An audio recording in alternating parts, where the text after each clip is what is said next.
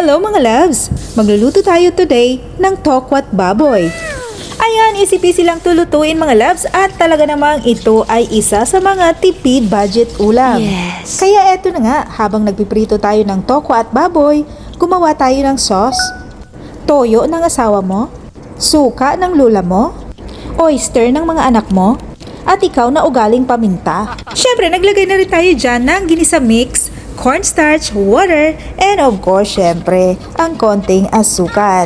At dahil malapit na maluto ang ating tokwa, hiwain ang ating mga sahog sa parehong sukat ng ating baboy.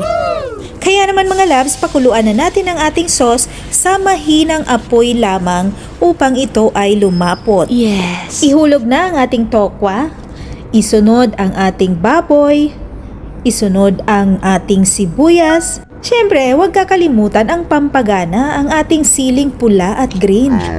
Haluin na mabuti para kumapit ang ating sauce sa ating tokwat baboy. Yes! Kaya naman mga loves, tamang-tama ito sa mainit-init na kanin.